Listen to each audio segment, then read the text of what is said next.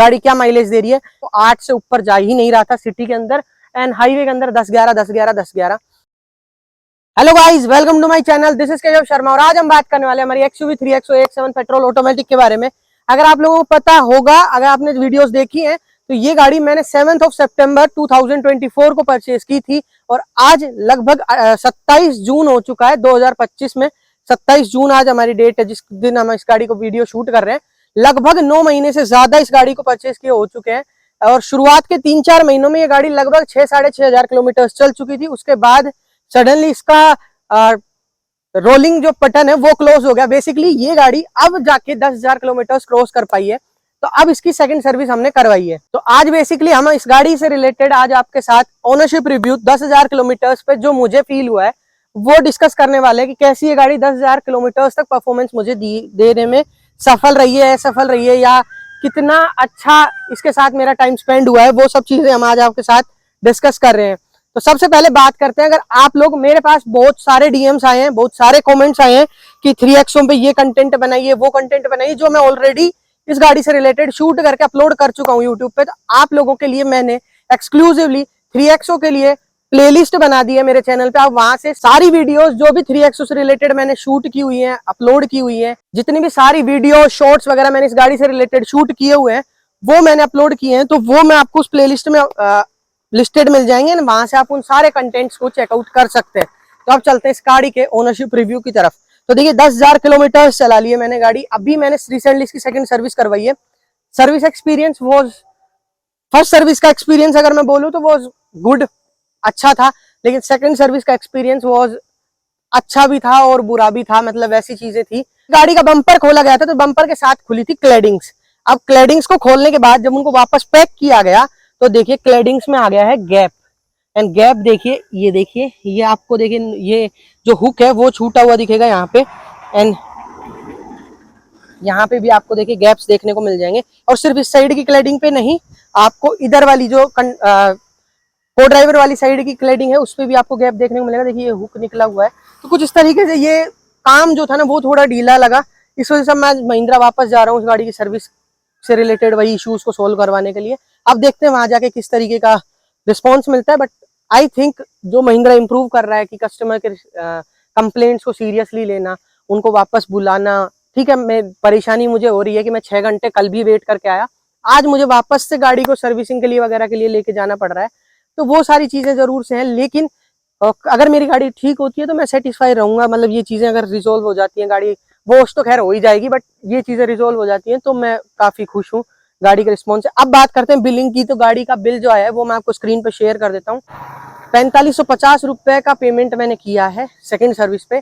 एक चीज और, इनके जो सर्विस एडवाइजर थी, जो जिन्होंने बिलिंग का काम किया था, वो पिछली बार की तरह अब की बार भी उन्होंने मेरे पास जो व्हाट्सएप से महिंद्रा की तरफ से मैसेज आया कि आप सर्विस से सेटिस्फाई है या नहीं है, आप इस बिलिंग अमाउंट से सेटिस्फाई है या नहीं है, उन्होंने मुझे बिना पूछे वो सेटिस्फाई कर दिया वही पिछली बार की तरह। एक तो वो चीज, अगर आपको अपनी सर्विस पे इतना ही भरोसा है, आपकी सर्विस इतनी ही अच्छी है, तो कस्टमर को सेटिस्फाई अनसेटिस्फाई बोलने दीजिए ना।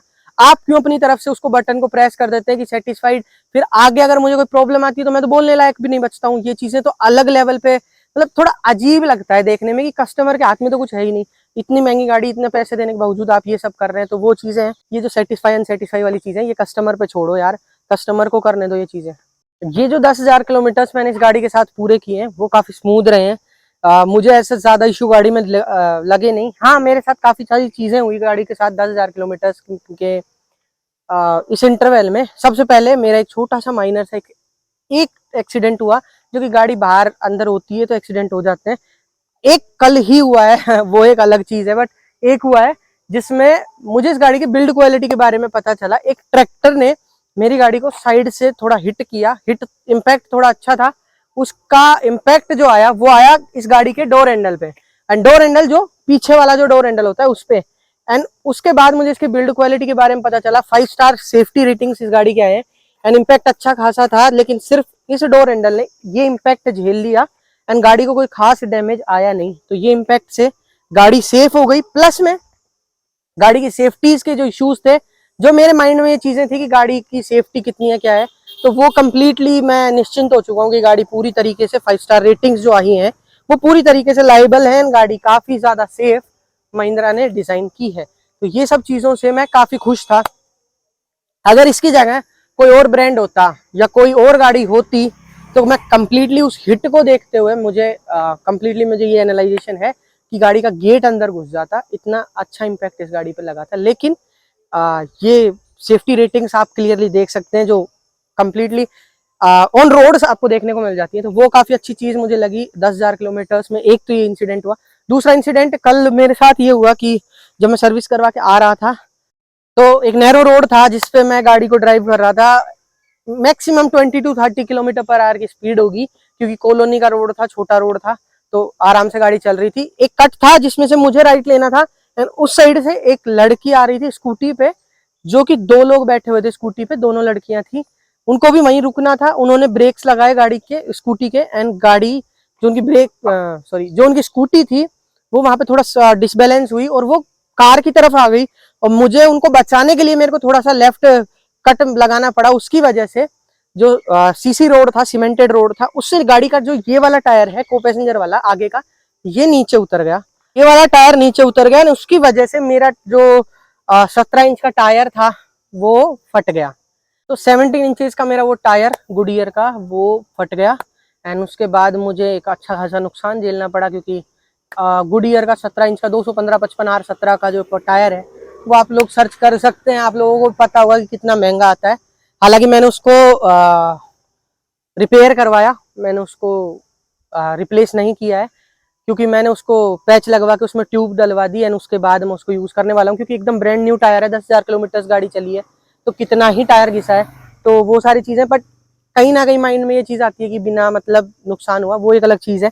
पर ये कुछ इंसिडेंट्स मेरे साथ इस कार के साथ हुए मेरे पास आने के बाद। ये 2 इंसिडेंट्स हुए, इसमें एक में बिल्ड क्वालिटी चेक हुई एंड एक में थोड़ा फटका लग गया, बस ये चीजें हैं और तो कुछ नहीं। बाकी 10,000 किलोमीटर काफी स्मूथ रहे हैं। छोटे छोटे फ्लक्चुएशन आए हैं जैसे कि स्क्रीन्स बंद हो जाना, चलते चलते म्यूजिक सिस्टम बंद हो जाता था स्टार्टिंग में, उसके बाद नहीं होता है। अब बिल्कुल एकदम स्मूथ चल रही है गाड़ी, कोई प्रॉब्लम नहीं है। Engine wise, performance wise I love this car. मतलब मैंने कौन सी गाड़ी है जो इस सेगमेंट की जो मैंने ड्राइव नहीं की, जो मैंने चलाई नहीं है, एक स्कोडा काइलैक को छोड़ के। हाँ, उस गाड़ी का परफॉर्मेंस जितना मैंने सुना है सबके मुंह से, क्योंकि उसमें इंजन भाई स्कोडा कुशाग वाला आ रहा है तो परफॉर्मेंस तो ऑब्वियसली वो अच्छी देगी ही। लेकिन इस गाड़ी में काफी अच्छी चीजें मुझे फील होती हैं, काफी अच्छा features, price, value for money product है। हाँ, मैंने वेरिएंट जरूर AX7 लिया जो कि वैल्यू फॉर मनी से एक अपर वेरिएंट आ जाता है क्योंकि मुझे कुछ फीचर्स चाहिए थे, उसकी वजह से मैं थोड़ा, मेरा बजट में आ रही थी AX7 तो मैंने AX7 ले ली। लेकिन इस गाड़ी को ड्राइव करने में मुझे एक भी दिन, सिंगल डे ऐसा नहीं हुआ कि मुझे रिग्रेट हुआ हो कि मैंने ये गाड़ी क्यों ली है। गाड़ी बहुत शानदार परफॉर्मेंस प्रोवाइड करती है, कोई प्रॉब्लम नहीं है। महिंद्रा की सर्विसिंग की अगर बात करूं, ये मैं आप लोगों पे छोड़ता हूं क्योंकि ये हर जगह पे डिपेंड करता है कि कौन सी जगह कितना परफॉर्मेंस, कितनी अच्छी service Mahindra after sale service दे पा रहा है। पर्टिकुलरली अलवर के अंदर काफी अच्छी सर्विस मिली। 2 सर्विस एडवाइजर्स है जिनका मैं थैंकफुल हूँ जिनके लिए। एक हेमंत सर थे जिन्होंने मतलब जब गाड़ी डिले हो रही थी तो मैंने उनसे कहा कि यार मैंने 6 घंटे होने वाले हैं, मेरी गाड़ी इतना टाइम ले रही है वगैरह। उन्होंने मेरे लिए बहुत कोशिश की कि मेरे गाड़ी का काम जल्दी निपट जाए और मतलब गाड़ी प्रॉपरली वॉश वगैरह होके मुझे गाड़ी हैंड ओवर कर दी जाए ताकि मेरे को दोबारा आने की दिक्कत ना हो। एंड दूसरे, जब मैंने फीडबैक दिया उसके बाद एक नरेंद्र सर थे जिन्होंने मेरे को रीच आउट किया एंड उन्होंने मुझे अब बुलाया है सारी सर्विसिंग के लिए। वो भी काफी हम्बल बिहेवियर के साथ उन्होंने सॉरी कहा, सारी चीजें हुई। गाड़ी का काफी अच्छा एक्सपीरियंस मुझे महिंद्रा की साइड से मिला है। लेकिन बस ये थोड़ा सा जो प्रोसेस है डिले का एंड ये जो फिट एंड फिनिश वाली जो इश्यूज है ये और रिजोल्व हो जाए तो मैं कंप्लीटली सेटिस्फाइड हूँ गाड़ी के साथ, काफी खुश हूँ। एंड एक और इशू जो मैं कि भूल गया था, अभी मुझे सडनली याद आया, जब गाड़ी का बम्पर वापस फिट किया गया तो ये वाला जो सेंसर है, फ्रंट पार्किंग सेंसर है इस साइड वाला, राइट वाला ड्राइवर साइड का, ये मिसप्लेस हो गया था। तो मैंने जबकि तभी मेरे को नोटिस में आया तो मैंने उनको बोला कि ये नहीं है यहाँ पे, तो उन्होंने फिर वापस से बम्पर खोला, उसको वापस से फिट किया।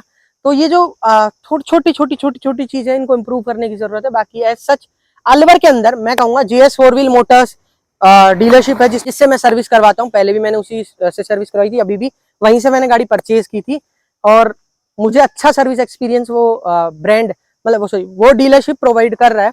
तो सर्विस एक्सपीरियंस अच्छा है, ओनरशिप एक्सपीरियंस मेरा बहुत अच्छा रहा इस गाड़ी से रिलेटेड। मैं सेटिस्फाई हूँ और मैं शायद इतना प्यार हो चुका है मुझे इन 10,000 किलोमीटर्स में कि आने वाले अभी लगभग 15 साल ही बच रहे हैं, 14 साल से प्लस साल बच रहे हैं इस गाड़ी के एक्सपायरी में, और शायद मैं इस गाड़ी को पूरे 15 साल रखने वाला हूँ। ये मेरा कंप्लीटली हो चुका है। बाकी आने वाले टाइम्स पे अगर फ्यूचर में कुछ और प्लान्स होते हैं तो वो आप लोगों के साथ शेयर हो ही जाएंगे आने वाले टाइम पे। पर मैं इतना सेटिस्फाई हो चुका हूँ कि मैं गाड़ी को 15 साल रखने के लिए वो हूँ। एक एज ए कस्टमर मुझे ये गाड़ी काफी अच्छी लगी है, काफी अच्छा परफॉर्मेंस दे रही है, सर्विस एक्सपीरियंस भी अच्छा है। तो मैं कंप्लेंट्स के मामले में अगर बात करूं तो छोटी छोटी कंप्लेंट्स है, कोई खास कंप्लेंट्स है नहीं। गाड़ी माइलेज पे बहुत लोगों का इशू रहता है कि गाड़ी क्या माइलेज दे रही है। स्टार्टिंग में जो माइलेज था गाड़ी का वो 8 से ऊपर जा ही नहीं रहा था सिटी के अंदर, एंड हाईवे के अंदर 10-11 10-11 10-11।